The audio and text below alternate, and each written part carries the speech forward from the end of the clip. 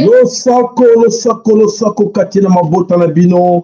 Lo sako bande kona biso bonjour topé bonsoir. Sera de pas ici kabino bonjour mi katina mabota na bino. Ya solo bande ko balanso mi ko Congo to ye ko mo meseni poete topé sabino maima ko le kana katina mbele ko Congo. Ya solo mboke ko Congo o kimbangu andima kanyo koma poete Congo ezala ata autant ko mona lelo. Ya solo te azaraki mokote liboso na epe azaraki mingi na kati na bango ba mama nzinga ba mama mafuta ya solo to landi na kati na histoire na bango o balikaki na kati na Congo na Ntotila na kati na Mbanza Congo to komona ke ya solo ezaraki facilité ke ya solo ba wana ba nyokomaki makasi poete ba ndeko bazaki kati na bango basungaki bango te bazaraki na bango longo te yango ya solo te soki tozaraki non soki bazalaki na tata kimbangu dan tungu mwa elongo soki bazalaki elongo na mama kipa mvita ndona soki bazalaki elongo ya solo na bandeko nyonso babundaki ekolo Congo nde mundele akokaki kolonga bango te.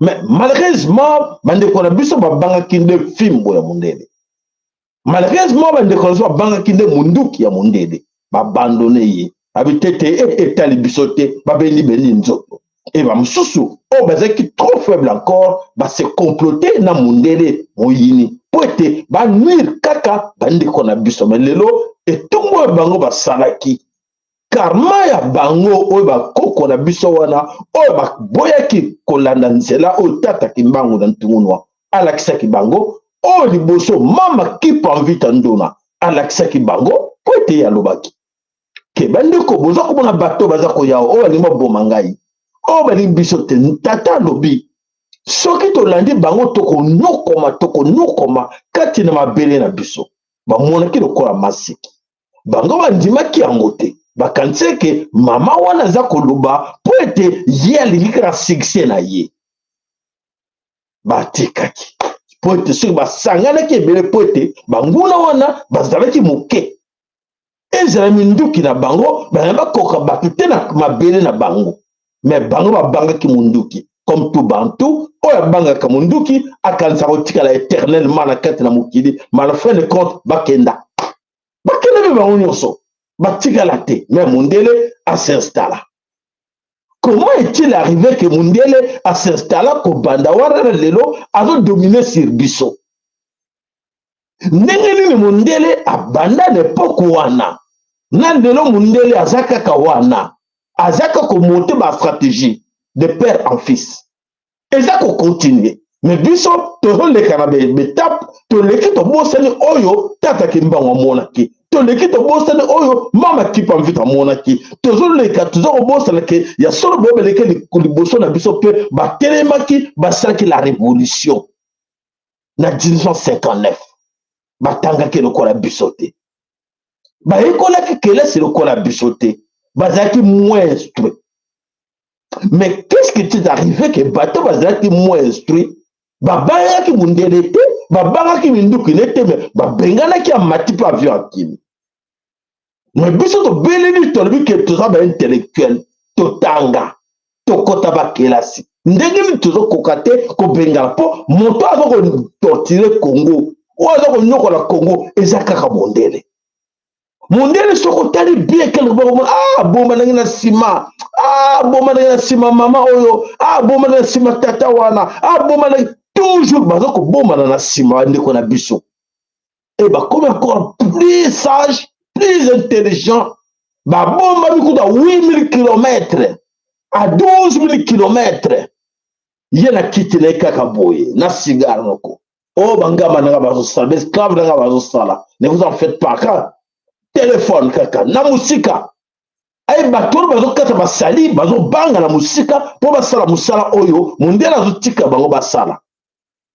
Et bazosala ngo kitoko lisusu koleka na tango l'époque coloniale, oyo Léopold II atinaki bato na ye ya tika na Belgique. Me bazalaki babindele. Mais sikoyo abimisa bango nyonso. Babimisa bango nyonso, batika moko bilebo kaka muke muke. Baza te. Ba changea bateni, balata ba costume bango nyonso. Ba chef. Bango nyonso balata ba costume. Et bango nyonso bazo continuer, ba continuer ba koko na biso, ba continuer biso. To le taba tamayela solo.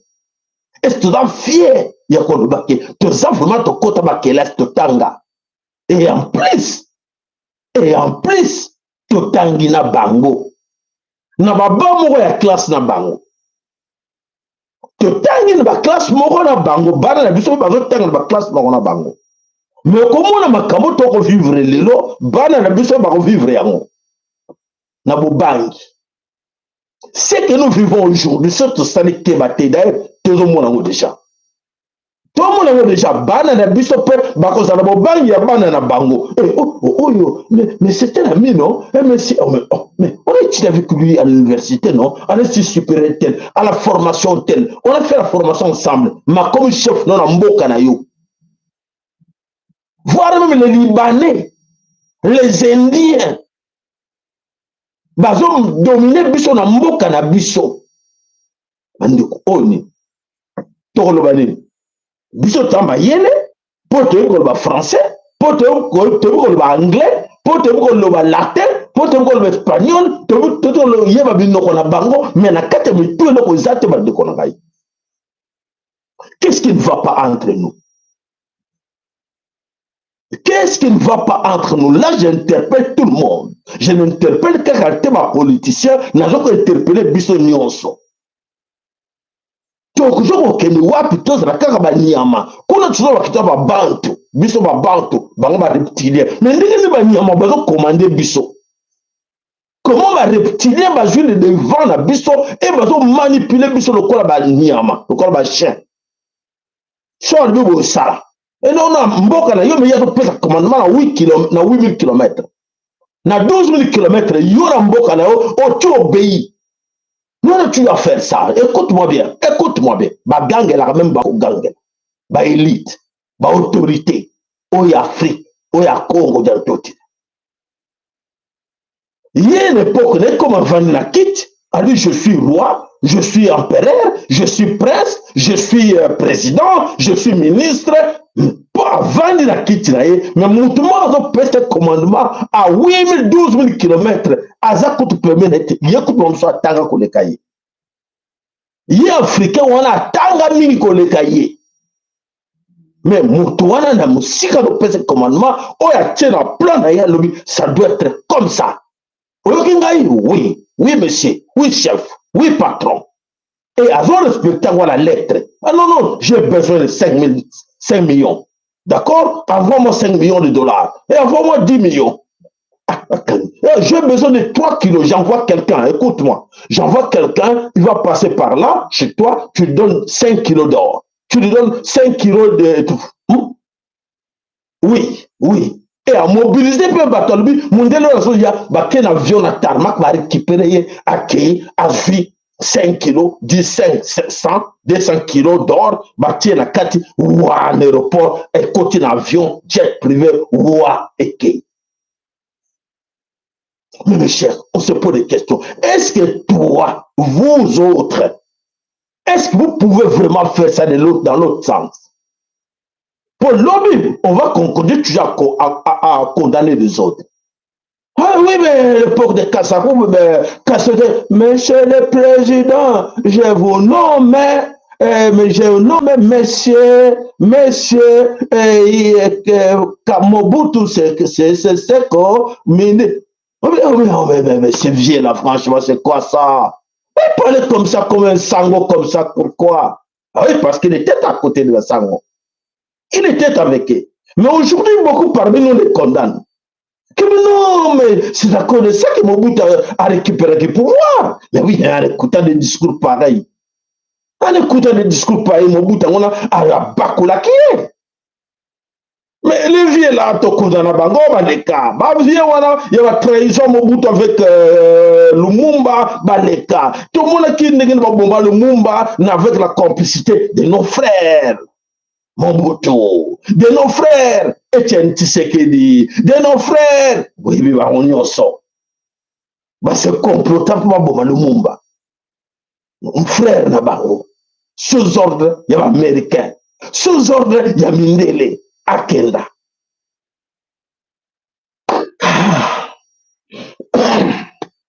Voilà mes chers, passe na biso yango. Passe na biso yango. On est là, on écoute, mais on ne nous explique pas ce qu'on écoute. On écoute, on passe pas les messages aux autres. On écoute, c'est très bien, c'est bien parler, c'est très bien. Mais est-ce qu'on va continuer comme ça? Est-ce que tu continues comme ça en croyant qu'on est gagnant quelque part? Moi j'ai mon argent et moi je m'en fous de ces Congos-là. Mais moi, mes enfants étudient, ils sont ici à l'université, ils ont tout. J'ai 2-3 voitures, j'ai des maisons, 2-3 maisons ici en Europe, aux États-Unis d'Amérique, Canada, Australie, machin. C'est bien pour moi. J'ai construit, j'ai des maisons en Afrique à gauche, c'est bon pour moi, mes enfants. Mais, qui est celui-là qui est capable de se mettre debout devant tout le monde, alors que non, son père fit à l'époque de Mobutu, ou à l'époque de Kasavubu, et aujourd'hui me montrant, même dans mon cigalbino, si tu vois cette société-là, qui construit, qui transforme, cette société-là, c'est à mon père, c'est à ma mère, en Afrique, exact. Même sur le terrain européen, exact.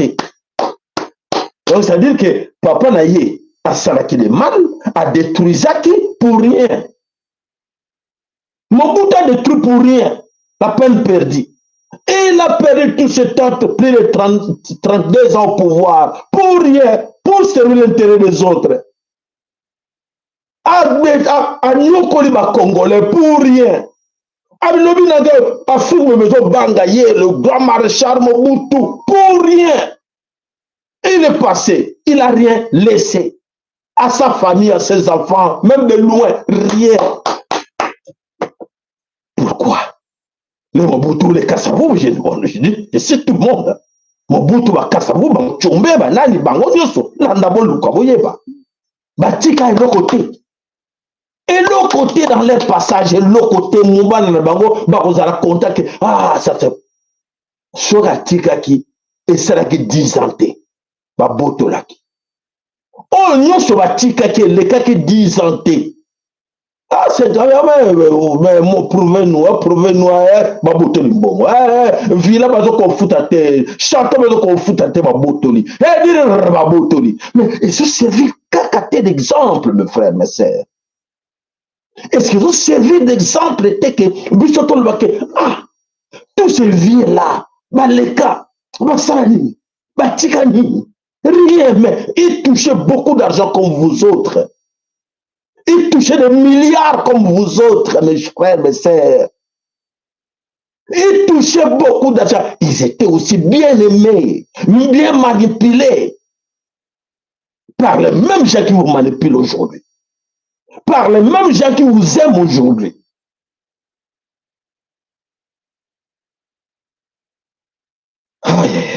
Donc voilà, nous sommes aujourd'hui divisés. Divisés par qui? Par ces autres-là. Qui ont divisé nos parents, nos grands-parents. C'est la même stratégie qu'on utilisait à une époque où on a nos grands-parents, ils utilisent ça aujourd'hui même. On dit que tout le monde va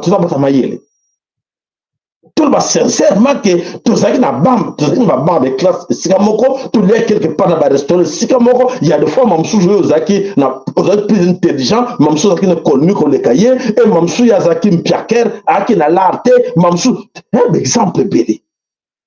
Mes chers, au cas ta vidéo quand tu partes ta vidéo pendant la bande colonioso, ma famille bande tout, au bazar ko s'embrouiller là.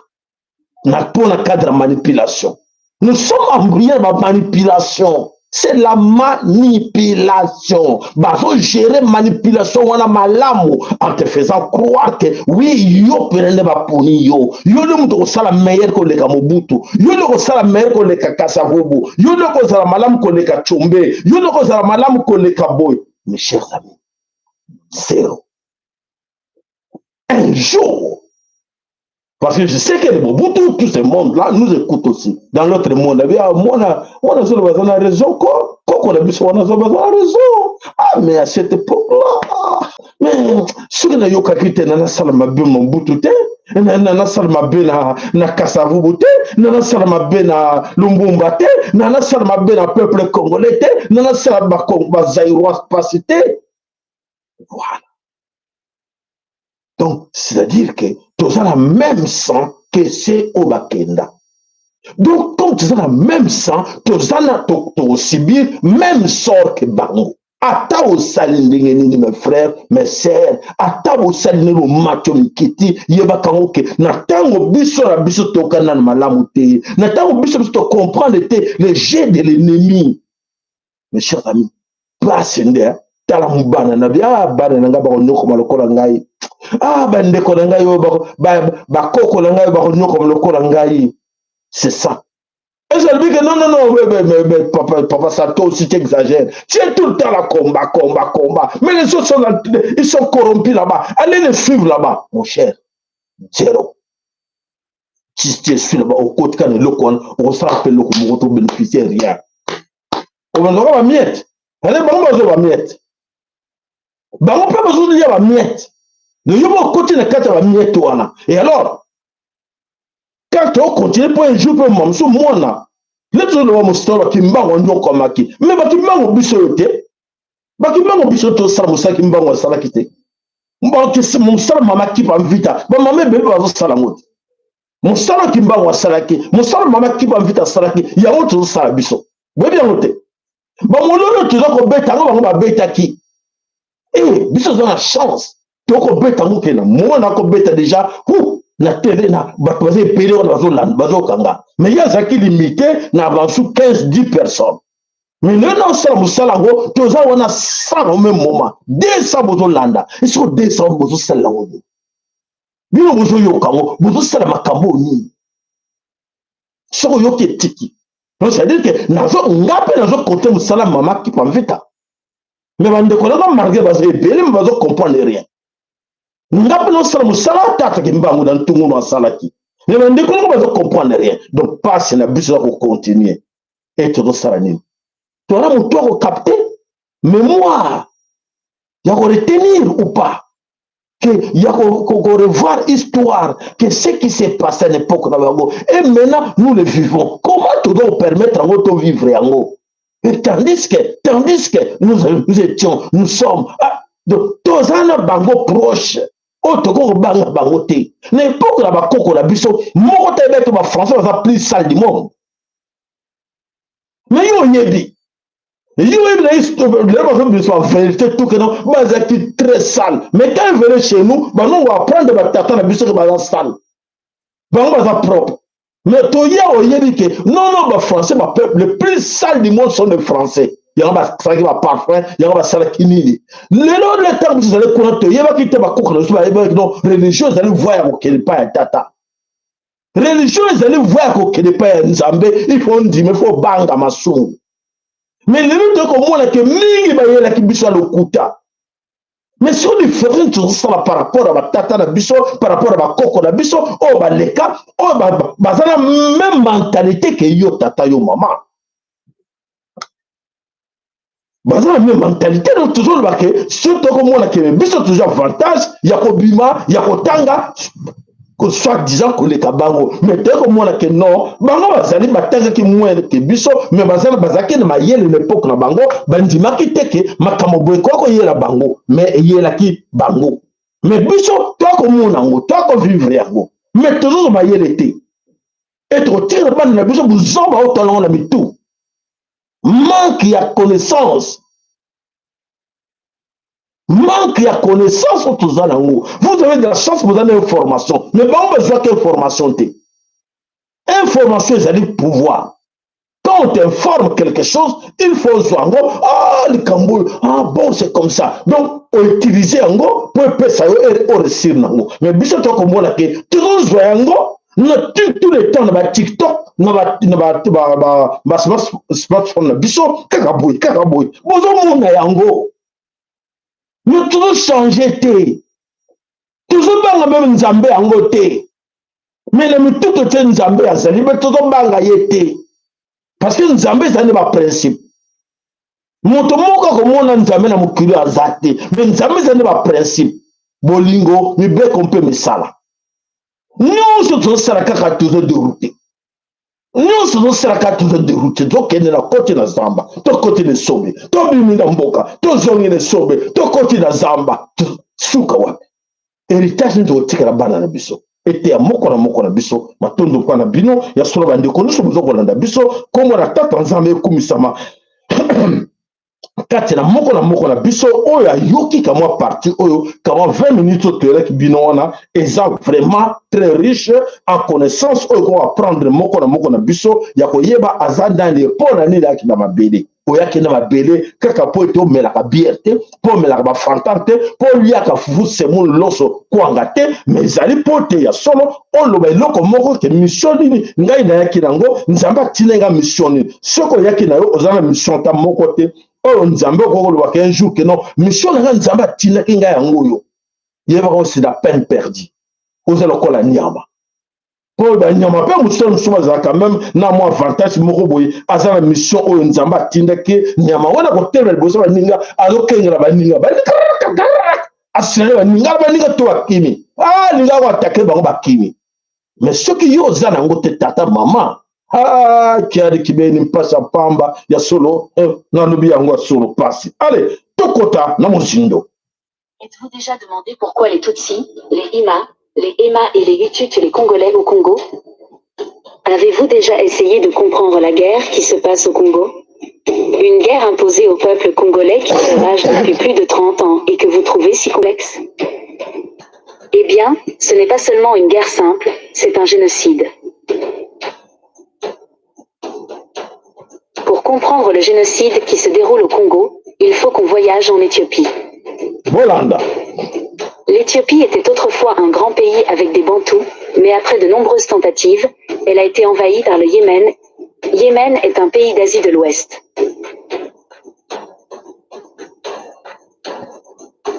Après l'invasion de l'Éthiopie, elle a été divisée par 4 pays. Somalie, Djibouti, Érythrée et Éthiopie elle-même. Un nettoyage éthique a été effectué pour éliminer la majorité des Bantous originaires d'Éthiopie. Le pays a été divisé en 4 à cause de conflits entre eux. Le peuple yéménite qui a envahi l'Éthiopie a ensuite envahi le Rwanda et le Burundi. Rwanda et Burundi étaient également un seul pays avant. Arrivés au Rwanda et au Burundi, ils ont changé de nom pour devenir Tutsi et Hutus. Les Hutus sont arrivés en premier au Rwanda et Burundi, se sont mêlés aux Twa, puis ont progressivement pris une forme plus bantue. Quelque temps plus tard, la deuxième vague est arrivée et se sont nommés Tutsis.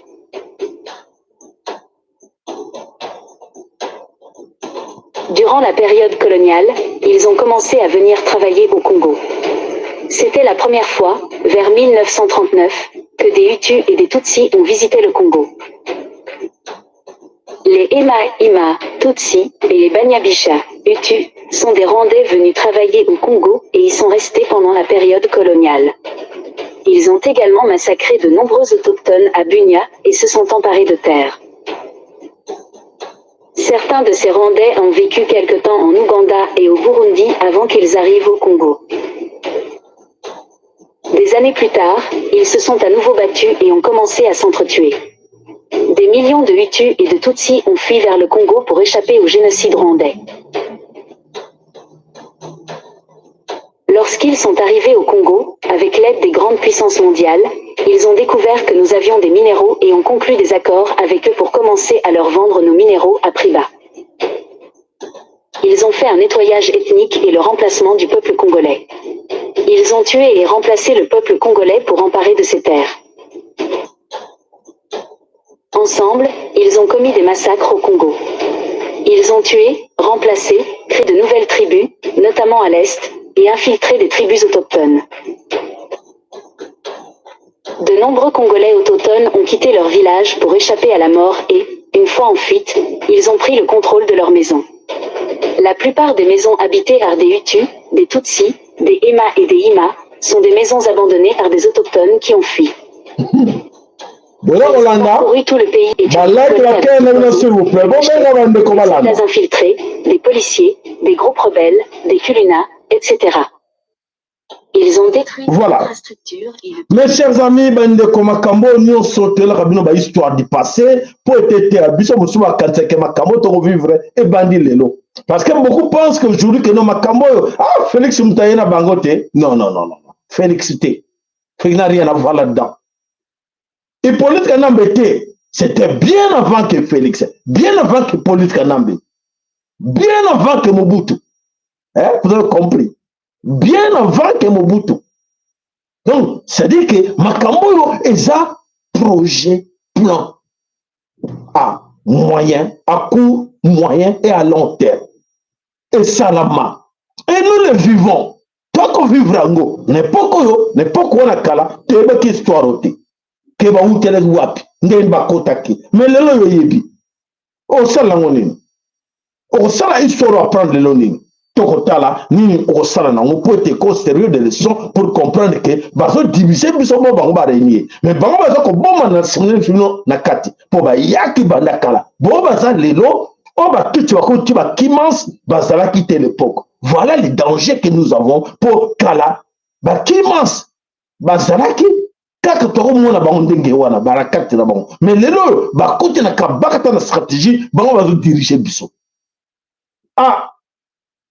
Oki ngai malamu oyoki ngai to kantike ezala ngo kaka makambo toza koloba tolobi eleki ekozala pasi mingi mpona yo ndeko mpona yo tata mpona yo mama po ete na ntango meme yebanda oyo yo baza na kati na contrôle makambo nyonso tu te eza pasi mingi eza kaka likama oyo eza kolanda biso na boso na biso tolanda akomona bino zoba eza bamindele eza bino baza kokamwa monde mobimba oyo justice yakabeyaka mwanga ya mopompa boza kokondane moto asambi te aza kuna te boza kokondane ye bozwi foto na ye botie na prison. Est-ce que boza normal bino kaka boza normal botie foto ya motu na prison me ye moko aza na Congo Congo Goma eza wapi eza Congo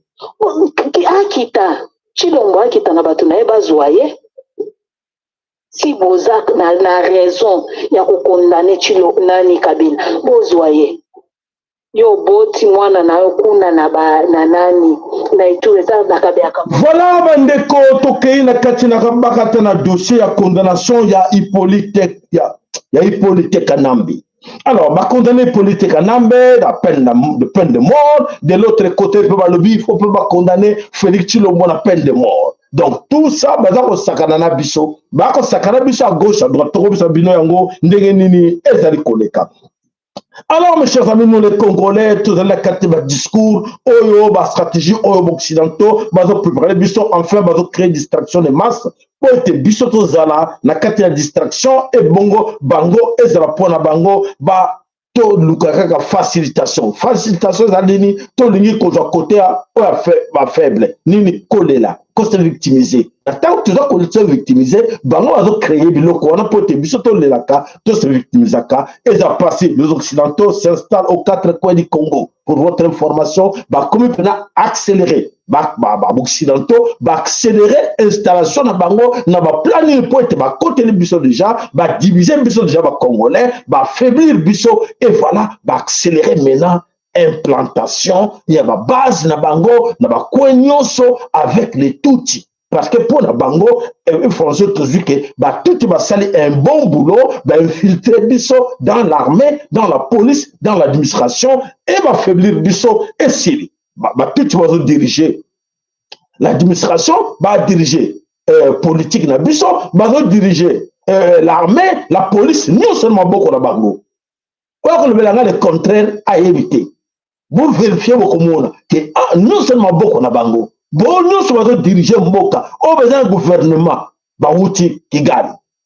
Pouvoir outil la Kigali, Baché Bangoana, et personne bouge à ces gens-là. Comme on a premier ministre, comme on a le Sénat, comme on a le Parlement, bon, t'as qui bango na bango bazawa. Et les Congolais, bazaka na distraction dans le futilité, dans le faux débat.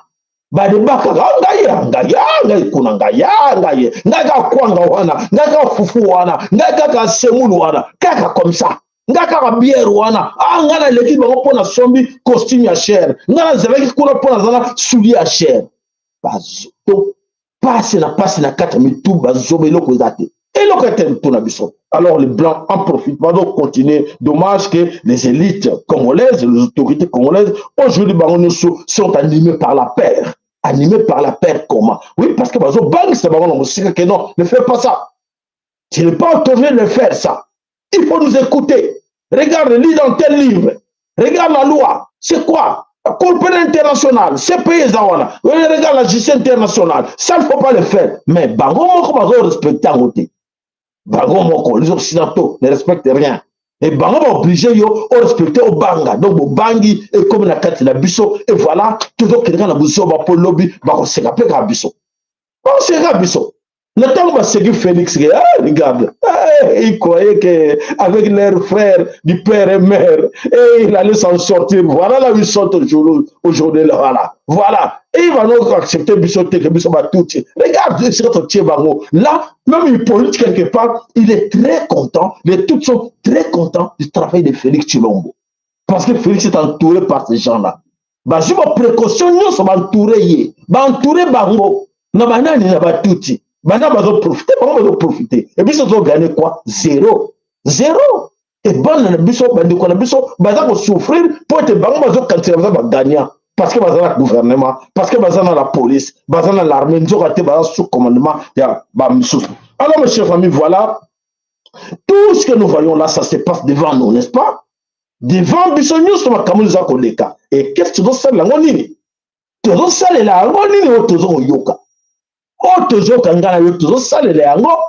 alors voilà tout ça koloba contre préfère biso ngai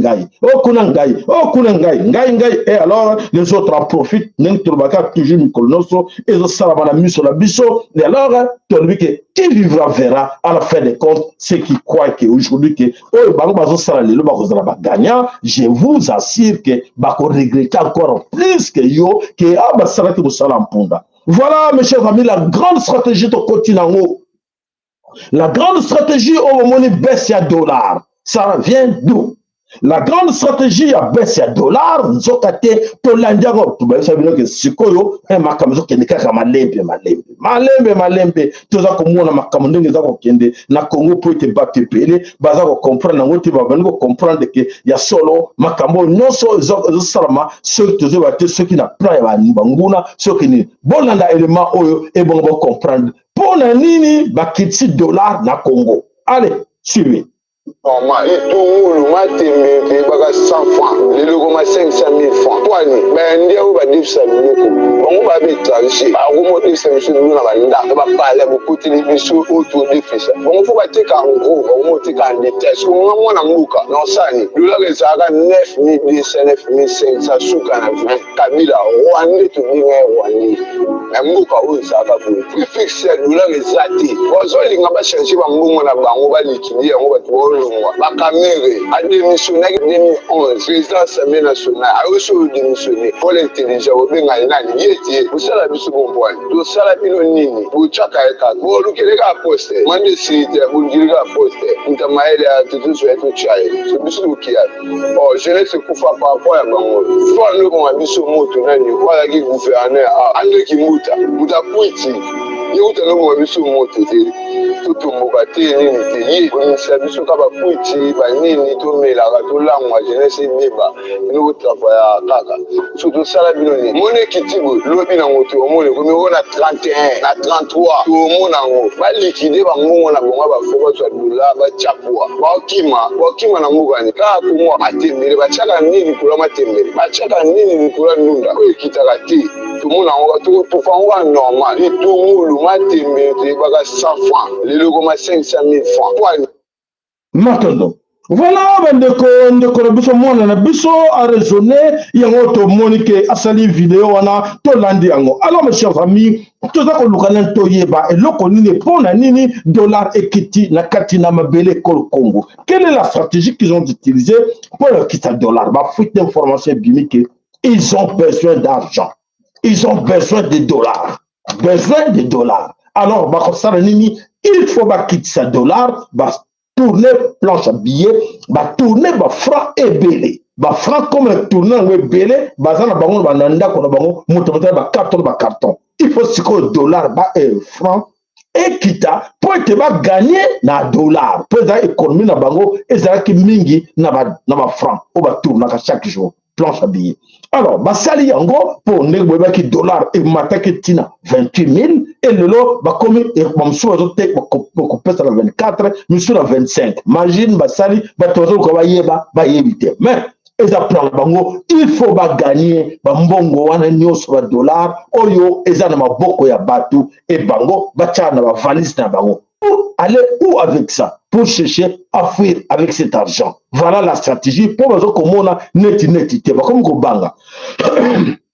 Comme ko banga ke loko mo ko yela bango, ba ko banga ke ba ko kena onde wome ba luka ba ken ba frante, ba kitsango o bango ba ba ndako, pour te bango ba récupérer ba dollar, pour te ekende. Donc boko mona miko de ces bandits ba kambiste ba bimi ba mbongo ebele na ba kambiste ba bimi. Ba mbongo ya sika ni ebimi ebele na kati na Congo na kati ko ya Congo ba kambiste ba kono mbongo ebele. Po ngo bomba ba bimi sango poete mo ba kima ba franc congolais ezate fo ba liquider yango. Et voilà yango wana basali effort wana que non bazwa ba récupérer ba dollar. Voilà ben de combat na somme kolo Congo ya sonné tout abino que ba besoin de récupérer ba nini ba mbongo na ba boko ba congolais et bon le gouvernement imprimé mingi ba franc alors faut ba récupérer mbongo na maboko ya batu. Voilà, ndenge jeune malobi boko mona mikolo ezali koya ce que ba récupérer au mona et comme encore le quand même 30 et quelques euros le ka boko mona o nini e koya na carte ne Congo. Voilà bande ko bana somme kolo Congo, voilà l'information est là que to comprendre bango nzoka te kuna pe ezali ko yinde la bango bande ko ebele ba lobela ke biso ke makambo ya dollar wana bande kebele bazo comprendre ngote qu'est-ce qui ne va pas na kati ne kolo Congo ba nyonso baza kolela tokena nu na kati la parlement alobi ke Monsito aye yenda simi siko budget yenda siko moto abandi siko alobi ke non il faut budget ya mboka et mata alors tolanda na bango eza ko mata est-ce que ba fonctionnaire baza kozala plus payer onini to peut-être ka mouf mirage tolanda. Comment comprendre qu'un enseignant, un policier, un militaire qui avait 100 $ avec un budget de 4 milliards touche aujourd'hui 80 $ avec un budget de 17 milliards? C'est aberrant, honorable président.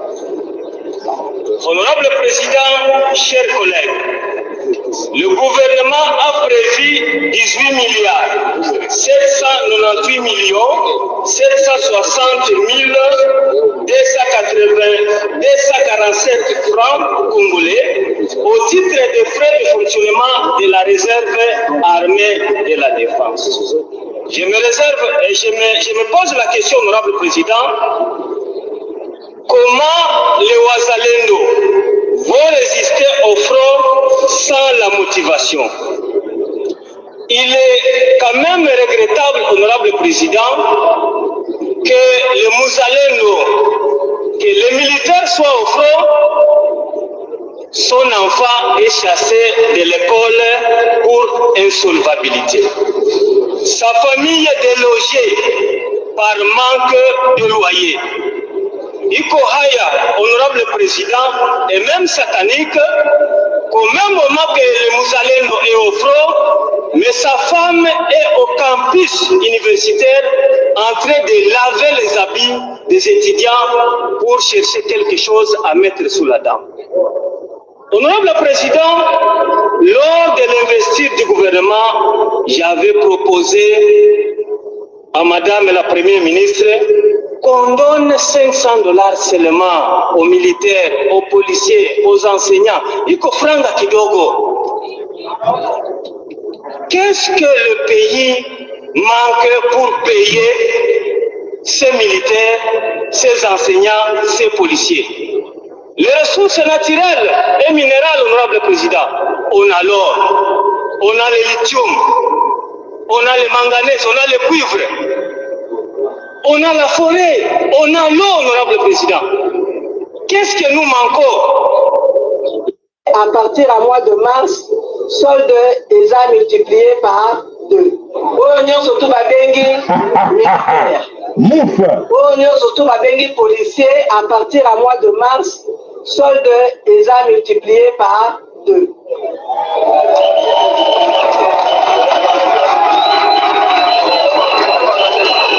On surtout à aucun des francs à cause de la peine à prime ou à tenir les fonds. Quand on l'ingité, mutu oyo babengi soda ake front azala na susi atikaki mwasi atikaki bana atikaki mobali na nsima jeune oyo amoni lelo kaza na makasi akokende okunda akota na arme akota na arme jeune oyo alobi ke aza na makasi akota na polise asala formation akota na police po tolingi lelo arme ezala discipliné police ezala discipliné bino nyonso toya bokota tokoka kosunga bino na ndenge ekoki na baformation epuis bokende kosala mosala ndenge oyo esengeli mpona koprotege bamboka na biboka na biso mawa bandeko ya koyoka tel genre de discours ok basali 7 ans au pouvoir mais basali le côté l'armée exaltée. L'armée est allée par terre. Là, il ne parle pas des FARDC, mais il parle de Ouazalendo. Vous avez écouté? Mais les Ouazalendo sont des réservistes. Ce ne sont pas des militaires en action. Ils ne sont pas payés. Mais voilà la quête au Parlement. Il défend, il parle de Ouazalendo. Mais ils ont parlé de la FARDC. Et personne dit un mot na quête na bango tourne qui me commence ça. Comment aujourd'hui nation ils ont compté sur les civils. FARDC exalté. Mais des millions ils ont mis un budget na carte na pas na FARDC ils ont kene wapi et kene Rwanda et kene Uganda. Pour kene alimenter armée étrangère. Ils ont kobunza biso na Congo. Eh bandeko. Kaka tuzo bali kambo moko. Tito banda koloba. Frontière bakangakati. Bon gagner guerre ndengene. Comment tu peux gagner guerre tant que frontières à fondement ba soda kuna ba kota karabani balingi mais abiso mo ba kene kuna exalté ya biso ba permis à kokatsa l'autre côté ya bango ba ko kota laisser passer barrière wa ah mitema mabe makamonini oyo na toto mona na mokili mobimba te nini ezoleka na kati ya Congo. Voilà bandeko biso tako lobaka tuza ko ba mikolo nyonso bandeko baza ko yoka malamu o abonde ba mpeko yoka non toko tika yango ezalaka ndenge wana likambute et continuer ezalaka kawana toko mona ndenge nini et ko continuer na suka ya masolo o nyonso ndenge nini eza koleka na kati na Congo. Alors mes chers amis, comment ba situa Congo le baza ko vivre na kati na Congo. Allez, allons-y. ngai na ndimaki te to namoni ba video mais ntango nazwi yango nazotya mai so ezalaki sardine ngombe me elingaki kopanzana naye koremarke ke carton yango oyo eza carton ndeko na biso wana azali na raison carton ndeko na biso wana azali na raison kombo yango oyo zala bamsa ndeko na biso wana azali na raison eza bacarton yango oyo biso moto confirme nauti kosomba ngai yeyo carton donc eza carton eyaka biloko te eza carton donc bato satan azodomine monde mais nzambe mpe azolakisa bana soki ezalaki sardine cornibif mais elingi kosila na maboko carton yango nauti osomba. Voilà, l'information est passée. Yango bandeko to baka bikolo to yaka wana po ete informer bino pe bo informer bandeko na bino ke boke ba po ete banguno bazawana bango ba moni sardine kaka ba moni ba biloko eye de kisi ba kisi bazo tiela bango bakisi nyonso na plupart ba pharmacie belé nyonso ba poison bandeko bazo yeba te nana ko former bango yonde singena yonde o former bandeko yonde tata na yo mama ozo ko landa ngai e singena former bandeko ke baka bakisi mozo melaka ba pharmacie ya on les ali à l'origine ba souffrance na ya mort na bino. Alors tout le baka na biso to petit toli oyoki malamu o pa gardon ka pona yete tika nango bakufa na bango bika mo pete ngai na longo na sokon maboko na ngai na bel bino la vérité est là. Alors tokei wapi tokei na kati na mboka Congo Central na kati na mboka Congo Central eloko nini ezali kosala bakuna na kati na Congo Central tokota na kati na assemblée provinciale kuna nini ezali koleka.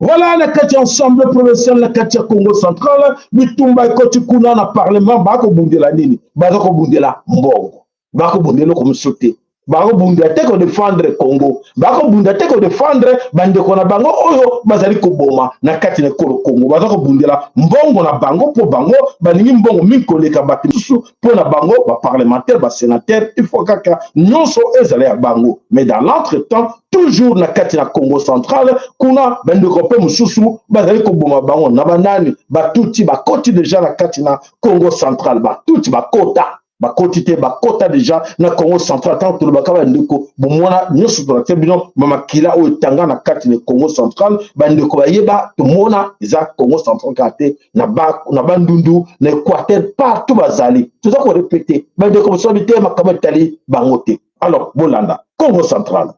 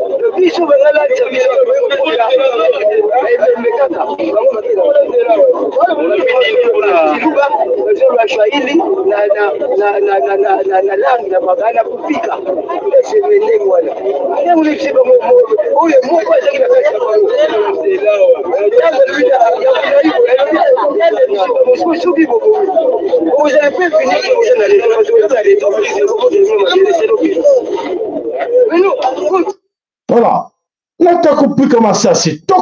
Voilà, toka kule bandi déjà, Kobima déjà, c'est-à-dire que les gens n'écoutaient pas bandi, donc c'est-à-dire que Bazoko qu'il était plein d'extermination, Bazali consigné na 4 coins à Congo. Bazo soit déjà ma disposition, Bazali se positionner na 4 coins à Congo.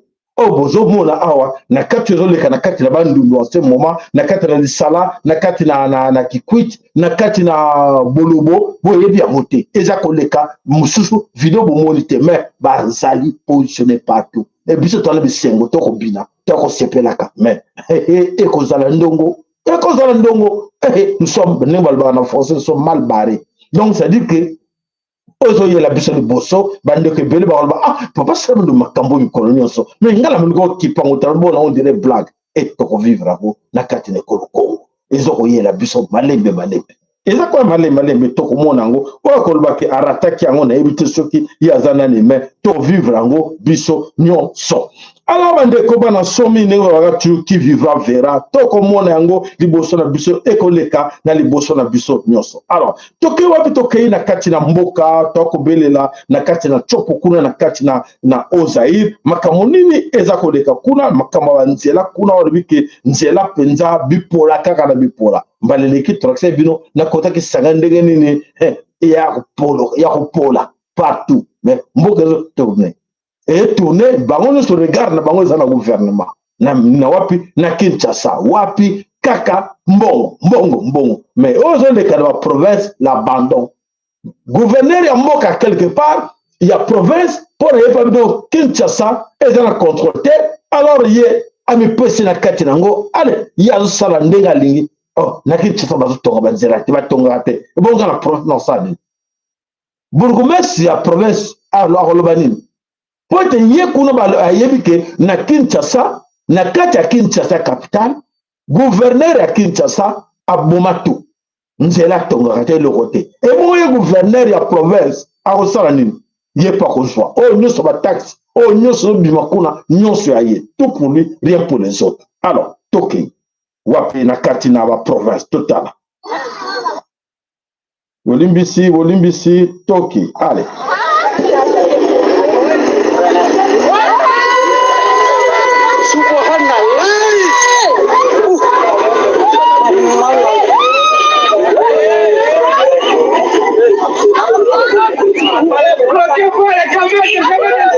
Simba te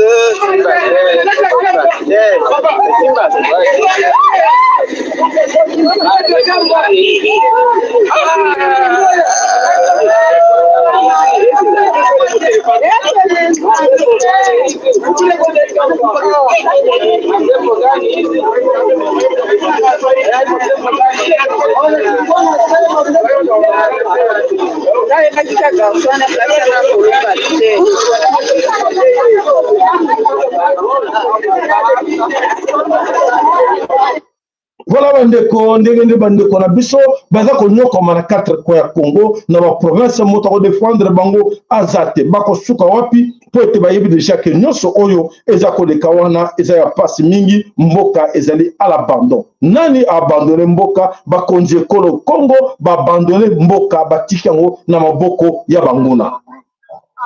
Événement oyo tikosalema mai tora eza mai moko presque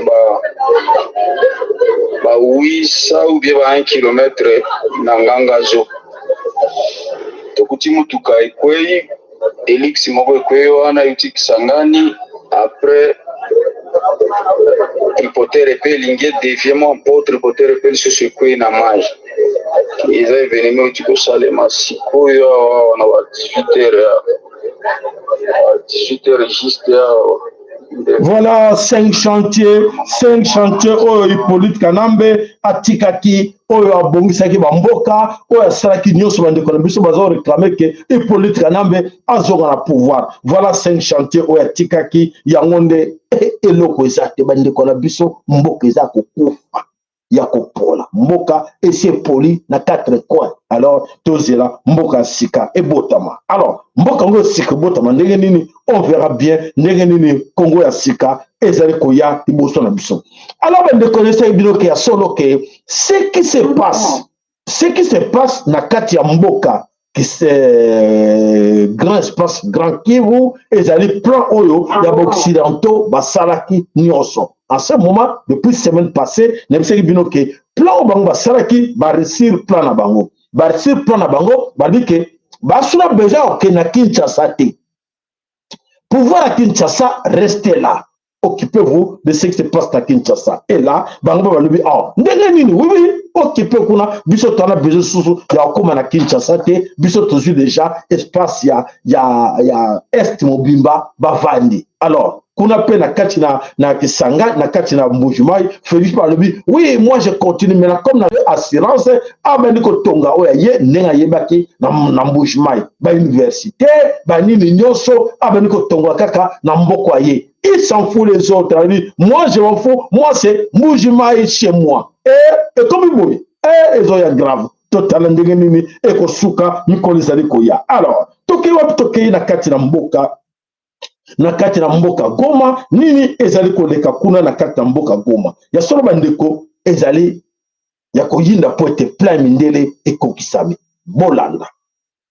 Direction la République démocratique du Congo. Il s'agit d'une nouvelle génération de CH-5, les plus dangereux de l'espace. Les États-Unis ont autorisé la livraison de ces avions de combat à la République démocratique du Congo afin de sécuriser l'espace aérien du Kivu. Avant la signature du contrat entre le Congo et les États-Unis, les forces spéciales américaines se préparent déjà à installer une base militaire à Goma. Et si les rebelles du M23 ne se retrouvent pas pacifiquement, les États-Unis useront de leurs forces pour mettre fin à ces situations. Voilà. Donc, ça veut dire que les Américains sont très contents. Les Occidentaux, en fait. Qu'est-ce qui se passe là? Les Américains, base militaire de Bangwana et va contrôler M23. C'est faux. C'est faux et archi faux. Base militaire américaine oyo eza kosalama na kati na Goma ezali mpona kocontrôler région mobimba po ete eza selon bango déjà balkanisé. Comme eza balkanisé, il faut bien installer base militaire na bango, il faut bien installer nyonso ya bango po eza déjà terrain moko comme na maboko na bango. Donc Goma est déjà entre les mains des Occidentaux. Alors Goma est entre les mains des Occidentaux et Kinshasa aza au courant na nyonso. Déjà, au moins, ils ont déjà base militaire, il y a américain, ils ont déjà installé déjà na kati na Goma, ils ont quoi belé tchétchango, mais bazo le banalité, banina no contest, wana zali ballon de C, Goma pote, pour la contre M23, faux. Ils allaient pour protéger les M23, pour protéger la balkanisation de l'espace où ils ont dit, beaucoup de bango américains. Voilà ce qui se passe là-bas. On a quatre écoles au Congo. Si on a plein, il y a balkanisation, rêve américain, et voilà, va gagner Goma, et voilà, va gagner sur installer la base militaire na bango, déjà, batum soit déjà quatre à Goma, que la société mingo, aux la Kinshasa, c'est la direction principale na quatre à Kinshasa, et basengi na bango, allez, faut pas ça la demande ya sika. Demande ya sika, il faut maintenant que non, va solliciter l'autorité à M23, AFC, que oui, tu peux installer siège na biso na kati na Goma. Donc, comme Mboka Mususu. Donc, Goma est confirmé, c'est comme Mboka Mususu. Mais pas soit nyonso et comme Mboka Mususu sous contrôle, il y a Kinshasa. Et alors, nous allons poser la question, et l'ambassadeur de Kinshasa, l'ambassadeur, et le gouvernement de Kinshasa, Balobini, Balobini, ouvertement. Balobini ouvertement que oui, bon espérer sous de kuna, et ça sous la bisoté, te tike les bango de Batouti, te sous le Seda Bango, tu vas le bango wangana. Tu vas le bango que plein Félix Zanini, n'a pas toutes ces années, bango wangana, si on va le barasulte, bon, à la mode escarmouche. À la mode escarmouche, bon, le basigoyo. Que une fois Congolais, qui a moko à une sas, moko beti, tout ça kuna, bon, le basulte yok. Bango défendre, bango, bon, le bateau cabino. Bon, le bateau cabino, que oui, tout bon, ça peut être que nous attaquer, bango, les Américains vont installer base militaire na bango, na Goma. Bon, c'est le commis. Bon, c'est ça, ok. Et nous avons rappelé Bino, c'est pas fini. Et s'il était, bakoya.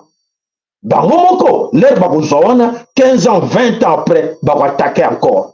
Bakoya, parce qu'il y a des choses là, na kati na bandunduwana, na lac Maïndombe. Il y a des choses là-bas, il fait ça quand ça bako siye. Bah, cause Félix, que, oui, non, il y a des choses na kati na bandundu wana. Na mai ndombe wana. Il y a des choses là-bas, bah, il y a que non, tous on a, ah, wana, nous, to kosa bango, to tikele wana, to tikele bango wana, bah, gère ka wana, bah, ko yaka ko chamolo. Bah, ko yaka ko chamolo. Il y a des diamants où ils ont là, na ba ndombe wana, na ne bimate. Il y a des réserves de pétrole où ils ont no kiwana Équateur, mbanda katu à côté wana nyoso, na le exploiter à côté. Les Américains ont besoin de ça. Les Américains ont besoin de ça. Ou bien que ça que non, parce que c'est bien bon de critiquer, mais tous sont de l'autre côté. Mais ceux qui sont congolais, ceux qui sont en année, mouvement politicien, mais tout le monde, non, qu'est-ce que nous pouvons faire ensemble, tous ensemble, pour tout le monde sa bateau? Nous sommes capables. Je sais que nous sommes capables de nous sommes capables. Surtout le rôle de manipulation de politiciens, manipulation de pasteurs, tu es capable de faire na Congo. Mais toujours correcté parce que toujours divisé. On est dans l'armée, bango bali ya bango, on est dans la politique, dans le pouvoir, bango ya bango, bango le cas bango, bango prenez tout ce que vous voulez. Mais oui, ça m'occupe de bango d'après. Et bango te contre. Que là non, papa, ça va contre biso. Non, je suis pour vous, pour vos enfants. Non contre binoté. Mais tout ce qu'on cherche, tout ça, il est tout ça, bon moko. Pour tout le monde, pour te battre, biso, tu vas se peler un jour. Mais yo, quand tu as bombe, papier. Comme vous avez bombe papier, yo, quand tu es riche, tes papa. Aux riches, tes sont des papiers. On a riche parce qu'il y a eu des gens qui ont mis kolekayo, mais va tirer la zéro. Ma bonne va tirer la zéro et l'on va zoiter. De quoi t'es abisoté? Et t'es qu'est-ce qui ne va pas dans nos têtes? Comment va dominer la biso? Comment dominer peut banana yo, ba koko na yo, ba tirer la pauvre après. Comment on montre la nyonso? Il y a des listes là-bas que non, oh voilà, ce n'est pas sûr, il a volé. Lui là, il a volé. Bazanango, bazana donné wana nyonso. Surtout yokanaki. Pour nous Félix Akima. Pour nous Félix, ça se permettre à l'ourir nos bombes, mbongo ya Congo na Dubaï. Bon, on dit que pète pour la biso nyonso. Pour nous l'ourir que bango ba somba ba villa à l'extérieur. Ce que Félix a zone na bo moto. Ceux qui ont sur la moto, aux afocop. Non, tu vas le Congo, tu vas le Sikamoko. Tu vas le tour d'une table. Tu solo là. Tu solo là, oui, tu seras qui m'a bé. Tu seras qui m'a bé, tu seras tu jeune, c'est bon, tu bimisaki. Bazar bon moi, ba capable. Musée a peu de temps, musée a yakiwan. A même pas bon, qui n'a pas payé Moussout. Les raboniers, bazi va quelqu'un va quelqu'un le bon connaît, pas bimisou en bon. Azwango, fallait musée de l'eau, bazar en bon. Mais tu es abisso comme un découvert dans Mama Congo. Et tu es abisso toujours comme moi. Il est temps que tu raisonnes bisso nyoso, tu que non, ça ne sert à rien de se disputer. Sincèrement, tu as nini, tu récupérer un bon capot et je vais bisso ma belle, manipuler bisso. Ndenge bazo manipuler bisso, bato ba grand-père d'aka bisso na bana na bisso. Pour bango ba mettre la situation. Ba mettre la situation de bango. Et bon yo et bon ban le pouvoir te ba pesa mo espace mo contrôler et ça yo mais ba yebi que ba tchoka ke lembo wana après que kita ba ko écarter yo bana na yo l'air ba ko écarter yo bana no ba perdre tout bana ba perdre tout mais ce qui force ça ya pays ya nation que batu nyonso ba sa on a des Burkina Faso te ko sakana kuna te population ne so mais ko simba mo continent bango tout ko ba njo ba teremi. Ibrahim Traoré a la qui c'est dans mon population pour vous défendre et non défendre les autres. Bon, mon force à lui. Bon, mon force nous avons apprécié à lui. Mais puisque nous ne comprennent pas jusqu'à présent. Nous sommes là, contre Bissoté, contre Bissot, Nigoyoka Bissot, à Finga Bissot. Mais nous sommes là pour vous encourager. Pour vous encourager, pour vous bien de tous raisonner, pour la division, Donc, ce comme l'individualité la biso. Chacun pour son nyos mutaliga, azo nyos pour na yenso kate, bazo kosayo, oko perdre nyoso, oko salango nil, oko lango nil part. Ok, le corps a chombe, ok, le corps Mobutu a cru na Maroc, ok, le corps va président Moussouba, babo Kassabanani, tout ça, azaki na mboka na ye, il fallait ça, tout le monde va payer à ouest, bazo continuer. Oya créé, à l'ongana pouvoir, azo opandi, à la mboka na est fier. Pourquoi aller à Dubaï? Pourquoi aller en Allemagne? Pourquoi aller à Sali na Congo et Colomine au même à Dubaï? Banen va perdant. Et ça va Congolais, toi, va Occidentaux. C'est bichot va perdant.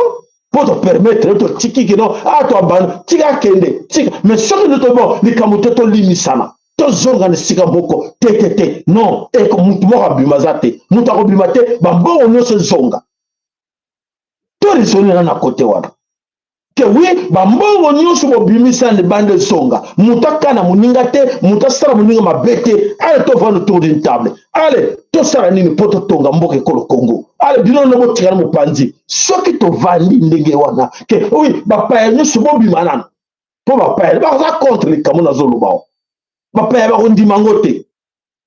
Mais ceux qui te regardent, non, ne fais pas ça, sinon on va pas te protéger. Mais ceux qui te regardent, bisognon, so va décoter les zones, bon, alors, oh, on a zanan, tu bouquin to iba, CV à moko na moko, à outa wapi, à sarendeng pas comme na pembeni parlementaire, sénateur, à outa la wapi, boy quartier. Même par nyo moko, et seulement seulement, na quoi moko moutaye bate, beaucoup d'années, bon, ça va. Allez, Tobani, tu veux nous quartier, bah, moko na moko, pam, bana moko, bah, vandi, allez, bolibo, tonga même armée, na biso, tonga na mboka misusu.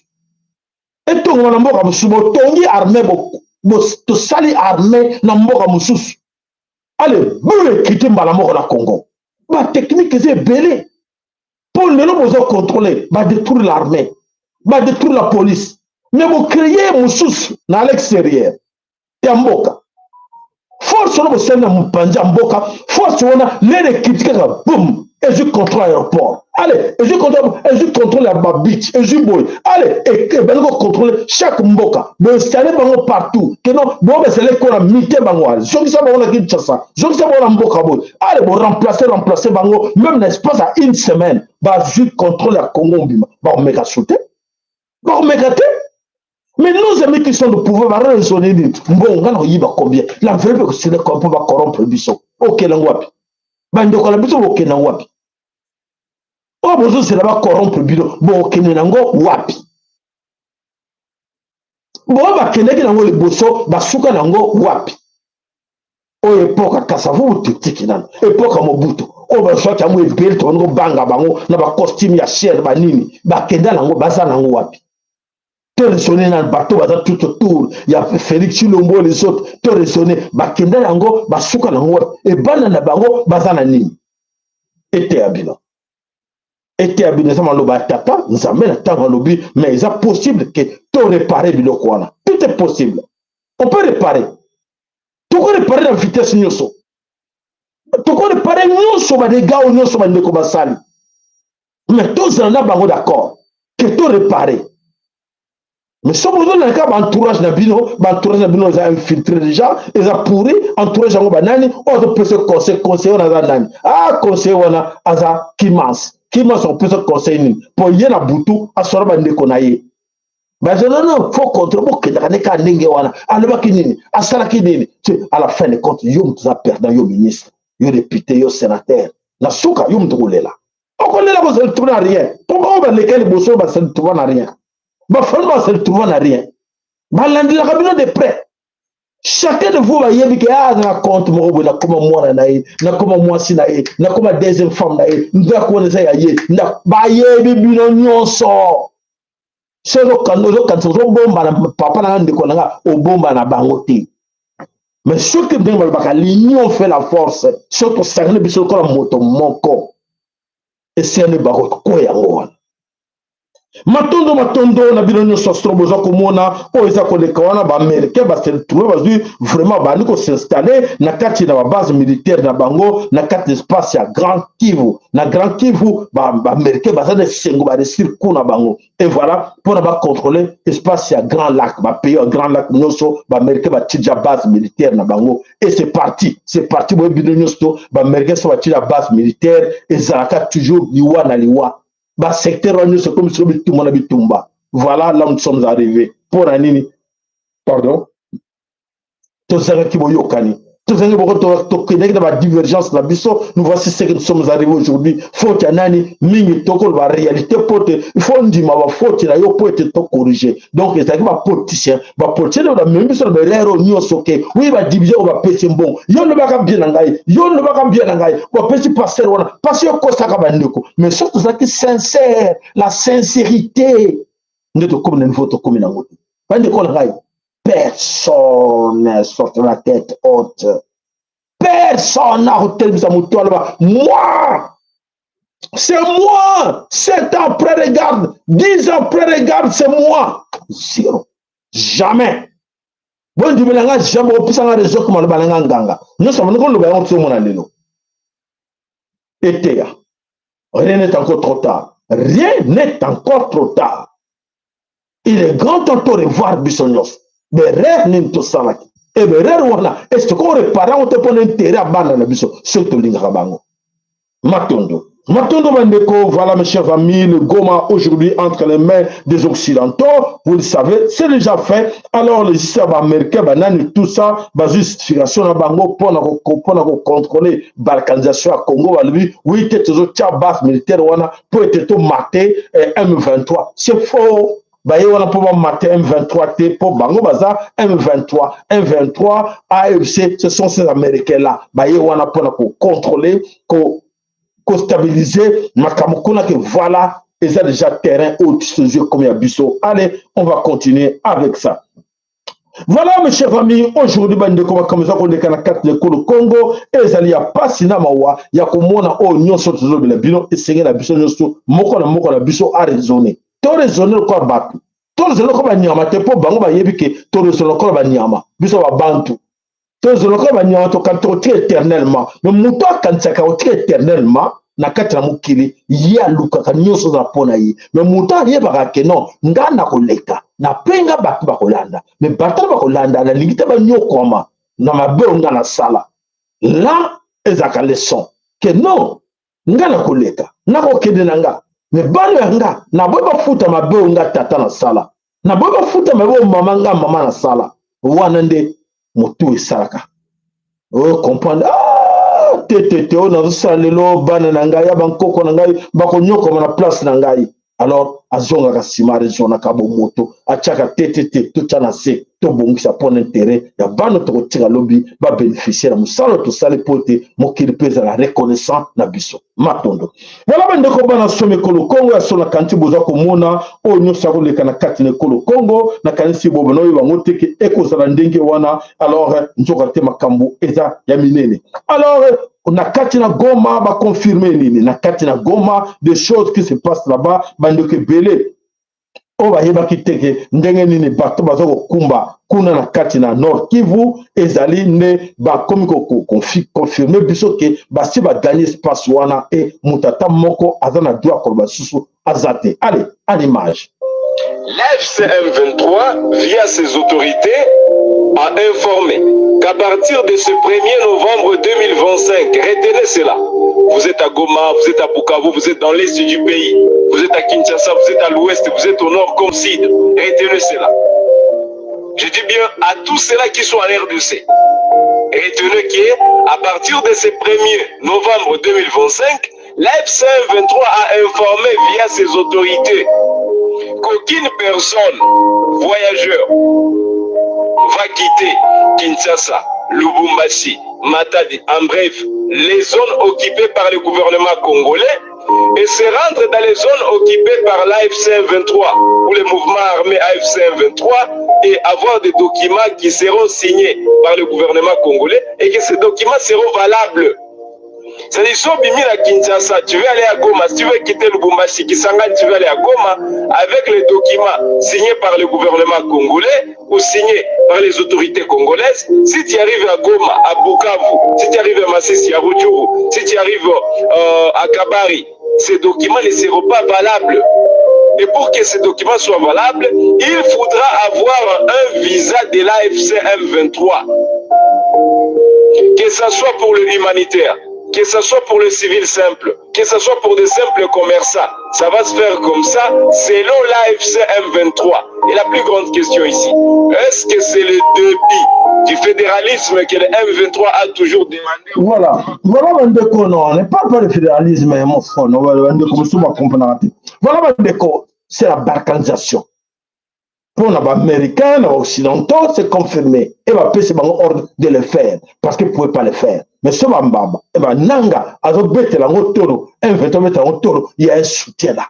Il y a un soutien de quoi des Occidentaux. Bah souhaiter qu'ils soient là voilà. Ezali ndenge wana oyo bango basala ki poete ba balkaniser Congo bande ko belé ba banko ye bango te ki ya solo makamo nyoso to ko lubaka na 4 émission la biso bande ko belé ba banko kantango ke ekozala bakamoko ekoleka nango mais eto banko mona ngo ke na réalité ezoko kende ya ko bebisa masolo nyoso ya kati ya Congo.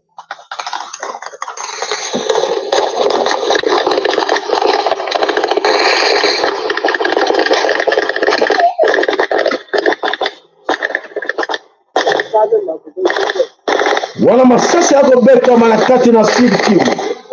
Nakati na Sud Kivu tout autour ya Uvira masasi ezako beta makata. Pona bango Uvira il faut ekoya kaka.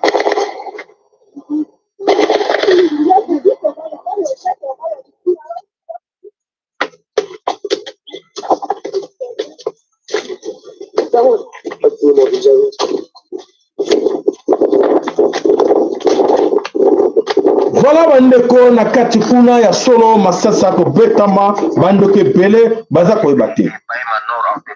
Ont été attaqués le vendredi hier 3 octobre 2025 par les soldats de la Codeco. Il s'agit des villages Ngazma, Boki et Zati où ces enseignants de la Codeco ont détruit des produits champêtres de la population locale. Charité Banzabavi, président de la société civile de Baïma Nord, appelle les chefs de secteur de Walendu, Djadze, Tadze et Pitz d'interdire à la Codeco de faire souffrir la population civile de Baïma Nord jusqu'à ce niveau. Abandonner le peuple sort, le peuple sort là-bas. Des opérations militaires contre ces enseignants de la Codeco, il le disait à Jacques Sabou. Les miliciens de la côté complémentaires, ils sont venus machinalement. Ils ont commencé d'abord à défricher les produits champêtres. Voilà, ils ont défriché une très bonne partie des champêtres. Ils ont détruit méchamment ces produits champêtres-là. Ils ont défriché des haricots, des maïs qui se retrouvaient dans les champs, même des maniocs. Donc nous regrettons la provocation que ces miliciens de la côté alliés avec ADF Nalu ont commencé ces derniers temps. Et lorsqu'ils ont défriché les champs dans la localité Gazba, dans la localité Bouki, même Zati, je pense qu'ils avaient voulu des gens massacrer encore d'autres opérations civiles dans les milliers. En tout cas, nous regrettons ce comportement que ces miliciens de la côté ont adopté ces derniers temps. Donc nous demandons encore auprès des chefs, différents chefs des secteurs de Walendu, Tchad, Taz et Pit, d'interdire à ces jeunes gens-là de mettre les pieds dans la cité voisine où les gens n'ont aucune provocation. Voilà, mes chers amis, tout ça, nos amis ne comprennent toujours pas. Bah, éviter que, comme ils mal informés, bah, éviter que ça plan, il y a balkanisation, et ça plan, il y a extermination d'un peuple. Bah, ok, les Occidentaux, il faut pas exterminer, bino. Il faut pas exterminer les Bantounyos sur les gens. C'est-à-dire que nettoyage ethnique, nettoyage tribal, nettoyage sur les gens, pour que les gens espace. Il faut pas bombarder les gens qui ont été raser, tomber les gens qui ont été et occuper espace. Voilà la technique qu'on va utiliser. Mais des intellectuels congolais comme les journalistes n'arrivent pas à informer les gens la technique étrangère voilà les mal.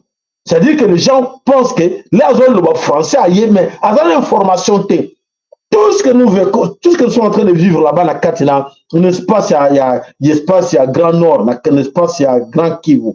C'est à cause de manque d'information.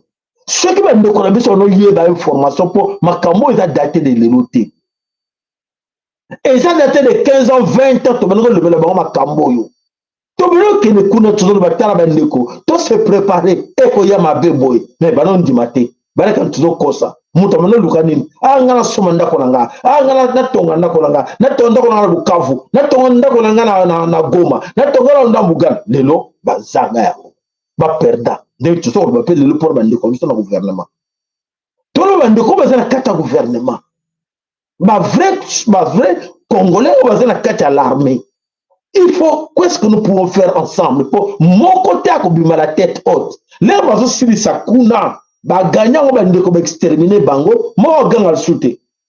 Pour voilà ma kamuna bango kuna ko yal sur côté à Kinshasa. On va faire comme un crime kuna, boé bango le souté, bah exterminer bango malem. Et après, bah on s'attaquer dans l'ouest. Dans l'ouest, bah on attaquer Bissau. Alors, les gens qui sont bandeko, tout ça la nini, pour te tout ça moko, tout ça la nini pour te tout bundana bango, bandeko, tout ça là américain, tout ça là américain. Il faut aller demander aux Américains, et les Américains sont là à Goma.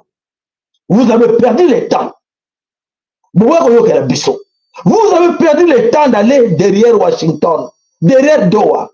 Et qui sont là aujourd'hui? C'est pas Doha, c'est pas Washington, na Goma. Bandeko na biso o ils a pas cité bandeko o ils a pas si o ils a pas si vous monde c'est biso do sala musala ko ne to no kimbangu amona ki passe na bele ko Congo mama ki pa mvita mona passe na bele ko Congo bandeko mano yokela ite même mena bobo ko yoka bozo ko mbona mino ko yoka même mena bobo na mino ko yoka ah ikamote tuza okene tuza ko loba o yoki malamu mais na kantu soko yoka ki tout ça là-bas, moko, le col là-bas, ne comme sous, le col là-bas, oyo. Il est africain que tu passes cette vidéo, ça a été fait tout il faut juste écouter les paroles de cette chanson.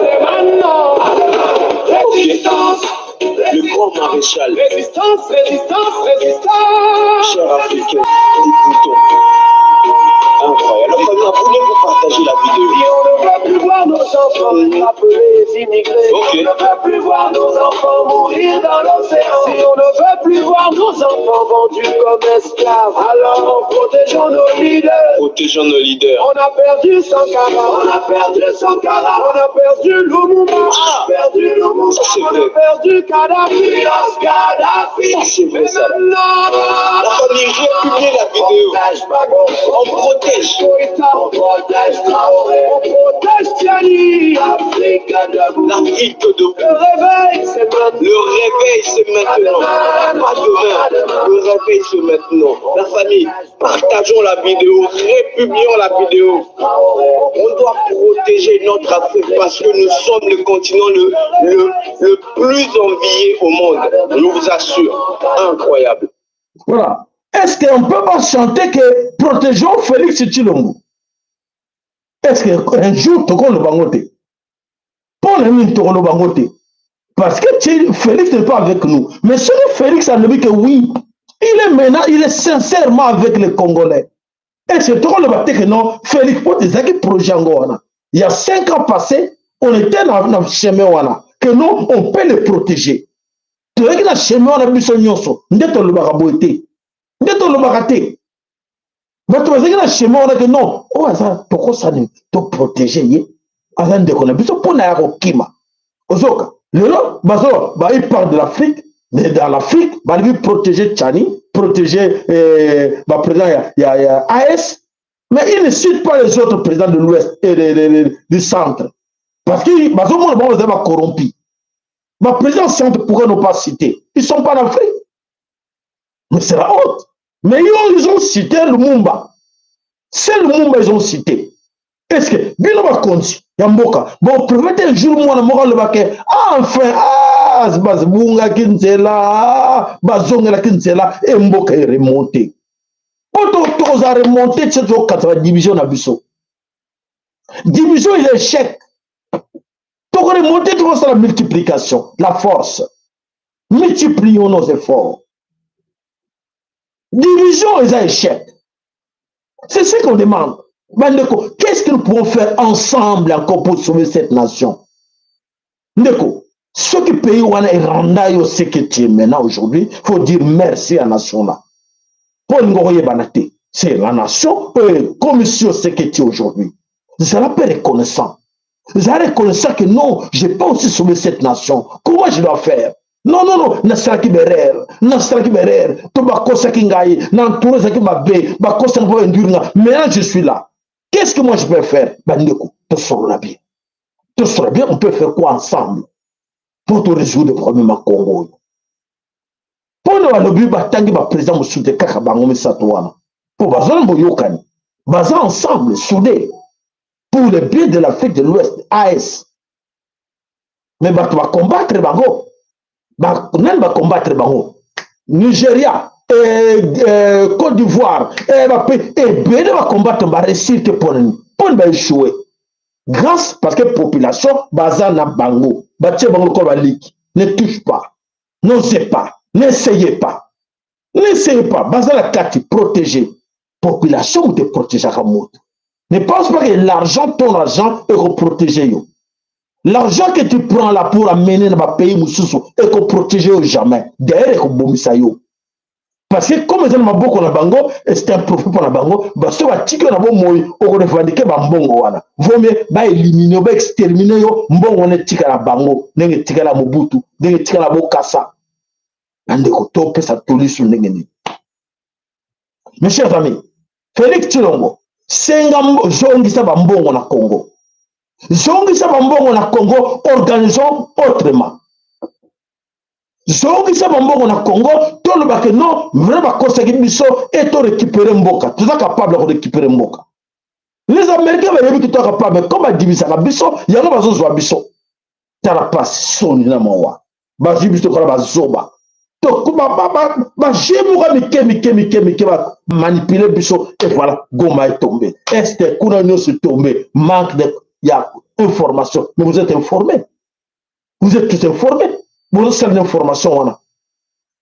Voilà, bandeko bana somme ko Congo, biso to yakana biso wana po ete tata le bandeko na yo, le bandeko na yo na bomoko, nde boko longa Congo, so bomoko ezate entre bino, boko longa Congo te, et voilà, les autres en profitent pour être allés diviser. Na kata division na biso ezali na échec pour être battu bazo kota division, bazana plan na bango, pour être na plan na bango, bako chouesse yo, bako chouesse ye, et bango ne bazo contre parce que bazana na mayele makasi bayo ko manipuler yo ozala contre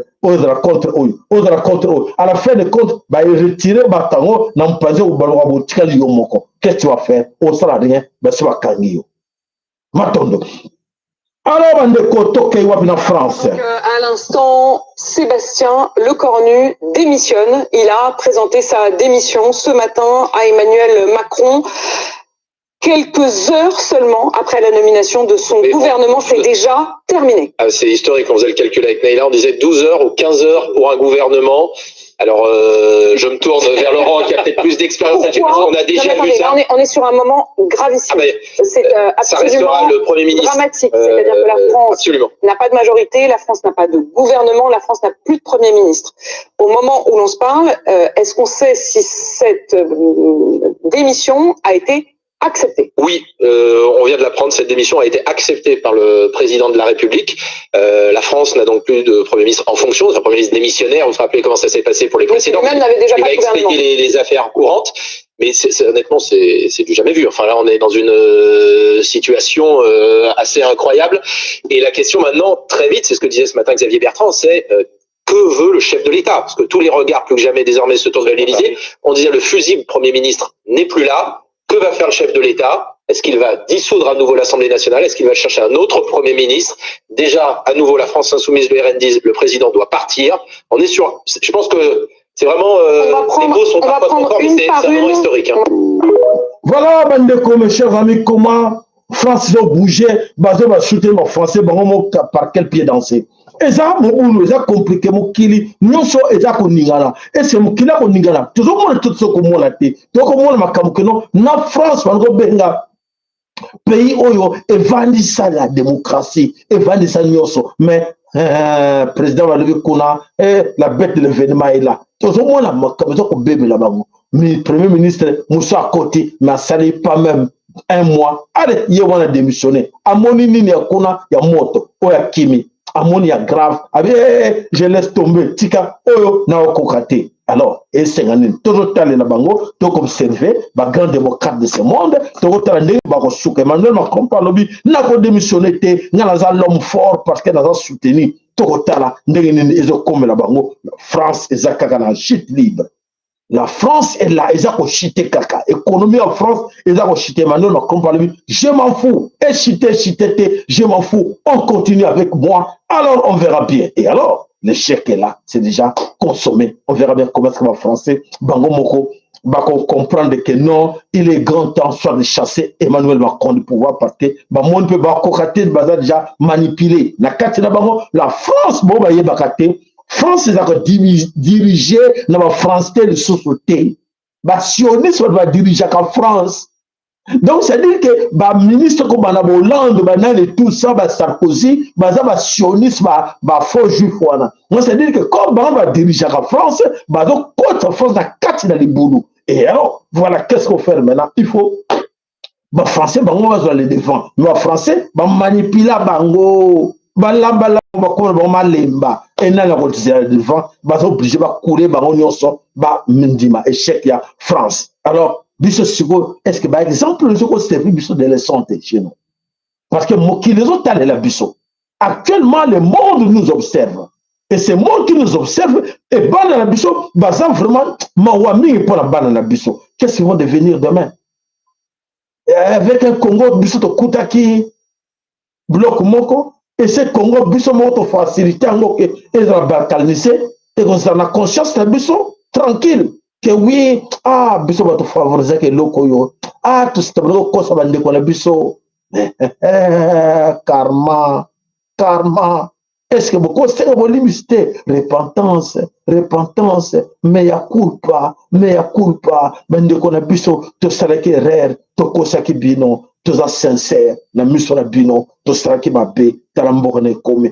to vendre sika moko to lukane to sauver ce qu'on peut encore sauver sinon peut-être vous êtes perdant même si vous construisez na Mbujimai même si vous construisez na Kananga même si vous construisez na Katanaba Ndundu même tant que mboka ezaki bloc Congo dans totila bloc moko et bilo de facilité ngo ke bakata katango ya likamba bande ko ngabo croire ngeza likama kama na maboko tata nzambe mlikama munene pote nzamba linga ke makamu biso do salate auto kata mboka na ala linga ke ngote voilà matondo na bino nyonso bana ke biso bane bande tina suka nzamba pambola moko na bino asunga moko na bino esika zali ya solo te to kutani mukona lobi to bibongote ingeta ibobo